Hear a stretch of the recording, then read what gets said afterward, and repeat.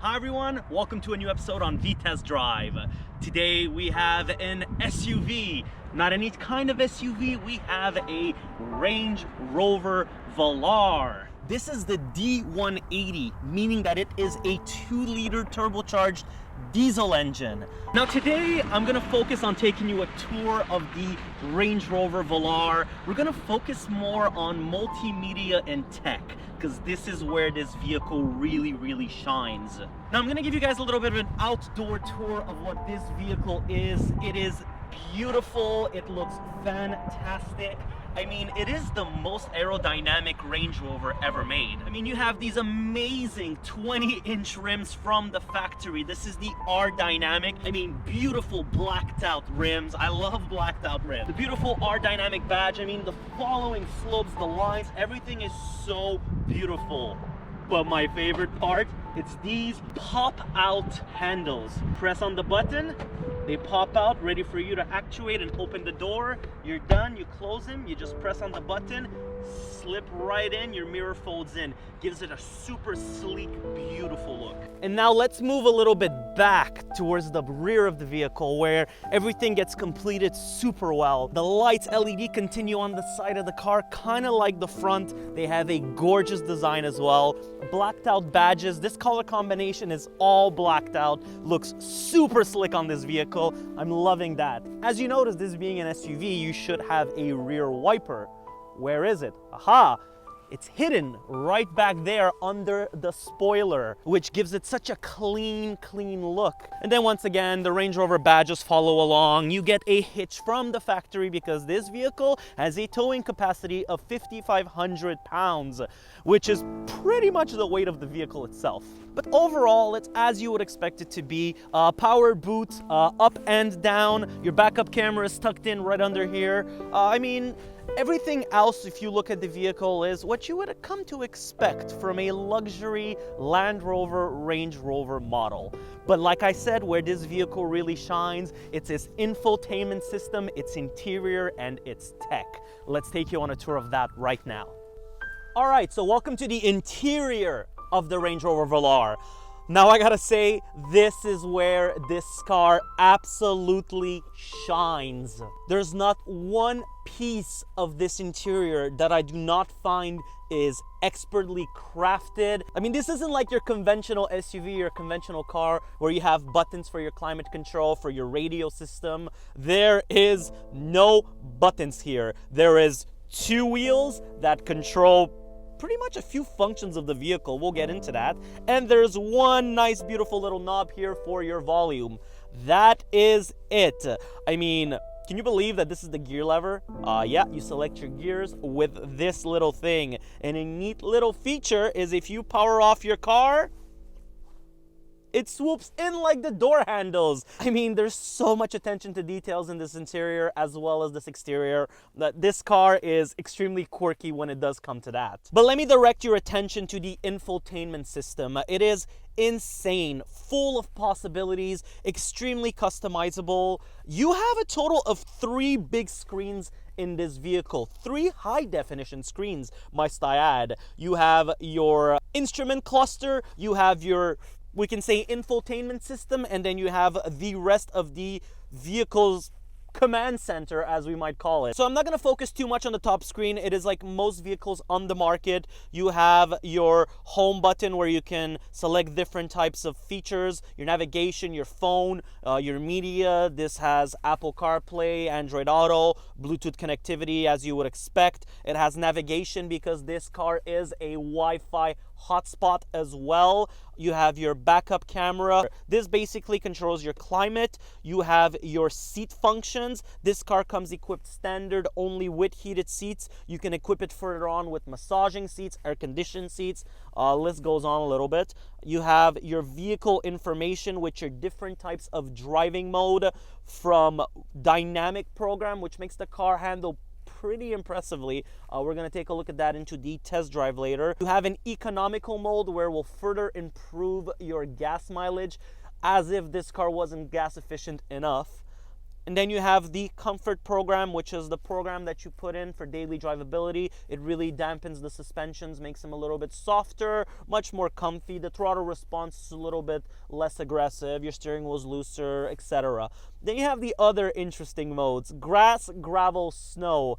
I can guess this program is used a lot here in Quebec because we do get a lot of snow in Canada. So I was really worried when I got into this vehicle that I would find this screen not very intuitive, that it wouldn't be very responsive, and I was pleasantly surprised that it actually was the opposite of that. Everything is super responsive. You press, the screens appear right away.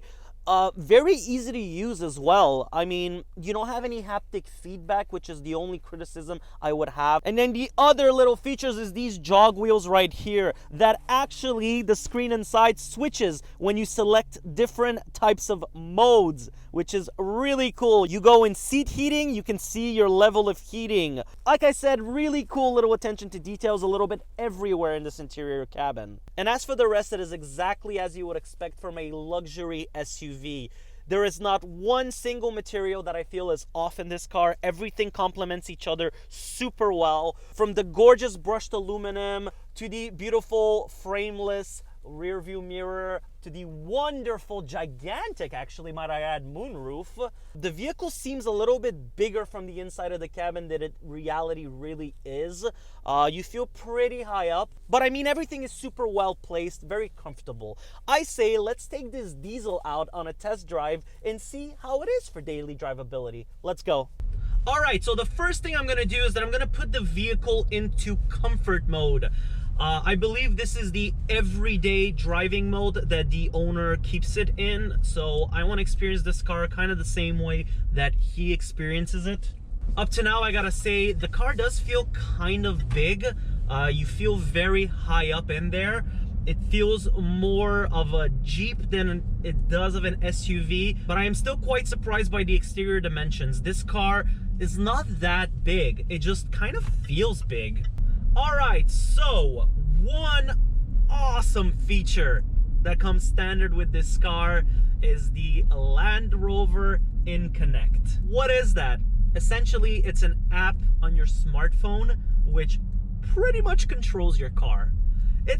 We can say it's a remote control for your vehicle. So download the app, sync in your car with the phone, and you can do things from localizing where your car is parked, from locking to unlocking remotely, as well as remote starting your vehicle and setting the temperature that you would like to have. So that's an interesting feature, and like I said, it comes standard on the Velar. All right, now let's talk about the engine that is equipped into this Velar, because honestly, that's where this car kind of shines right now. So essentially, it is a 2-liter Ingenium diesel engine. That is what Land Rover calls their diesel engines, Ingenium. So it is not a particularly fast diesel engine.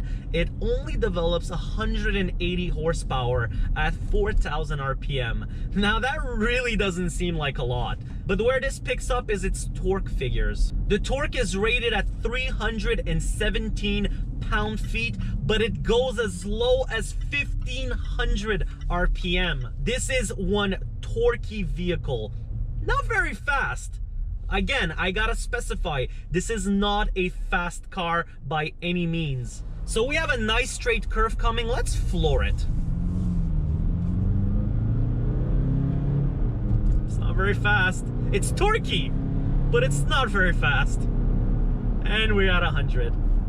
All right, not the fastest car I've driven on this channel. Really not. But it's sufficient. That's the thing. In the city, this car gets 9.2 liters per 100 kilometers. That's crazy for such a huge car. But what's even more crazy is that on the highway, you get 7.8. So if you're wondering why people get diesels, that's the reason. It's the fuel economy. Now, I do have to add that 2019 is the last year that we get the diesel model in Canada. 2020 is only going to be available with gasoline-powered engines, which again, I find a shame because this diesel is just surprising me in every way. But forget everything I just said. Really what this car is comfort. I'm not gonna lie, I'm very, very comfortable in here right now. Now this car's price tag isn't very cheap. The 2019 sticker price for this was 67,200 Canadian dollars. But the most interesting thing is, if you wrap your mind around it, 67 grand for everything you get into this category is not that bad. Where this vehicle lacks in power, it more than makes up for in handling. Again, don't forget, this is an R dynamic model. It is tuned to be a little bit sportier. It's interesting because the steering wheel also feels kind of weighted. I was expecting it to be a lot lighter. But I mean, this is great. This is nitpicking at this point. And again, I'm just so surprised with the body roll. There's like very, very little body roll. And this car also has paddle shifters. Let's see how responsive they are. Let's do a downshift. Again, up. Wow. They are very responsive. Holy moly. They're more responsive than my Audi, and I have a dual clutch equipped in my car. Shift, practically instantaneous shifts. The downshifts are also practically instantaneous. Okay, this transmission is pretty phenomenal, I do have to say. All right, we have a nice curve coming here. Let's see how the car takes it. Okay, it's a little bit unsure of what it's doing. Don't forget, we are on winter tires. But for the mass it has to carry, it's very, very, very good. Great response from the steering. Look at that. There's no hesitation whatsoever. You plant the car in, you put the turnover in, the car goes exactly where you want it to go. Brakes feel good. Wow. This is a good performance car as well. All right, we're done messing about. Let's go back to comfort mode. Right away, the gauges change, everything goes up a gear, steering loosens up, my throttle response is a little less sensitive, and I'm just gonna get nice and comfortable.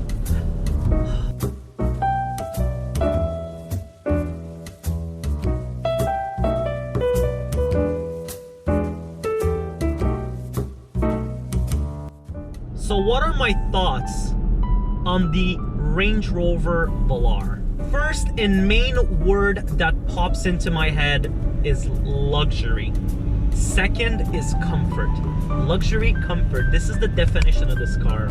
It just oozes prestige. It looks incredible. The interior is plush with high quality materials. This car is everything I was hoping and everything I was actually expecting it to be. So we are in a market right now that is saturated with SUVs. And I'm talking about Canada. SUVs are the craze. Kind of like the minivan craze in the 90s. It's very interesting. And if you're in the market for a luxury SUV and you're looking for the brands of BMW, for Mercedes, even for Audis, really think hardly about going to your local dealership and having a look at the Range Rover Velar. So this is Iordan signing off. I hope you guys enjoyed this episode on V-Test Drive. Don't forget to subscribe to the channel. Don't forget to like this video. Shoot us a little comment down below. Let us know what your thoughts are on the Range Rover Velar. If you own one, let us know how your ownership experience has been. I want to thank everyone for the massive support I've been getting. Make sure you stay tuned. We're going to have a lot of new and interesting cars coming. And I hope to catch everybody next time. Take care, everyone. Have a good day. Bye-bye.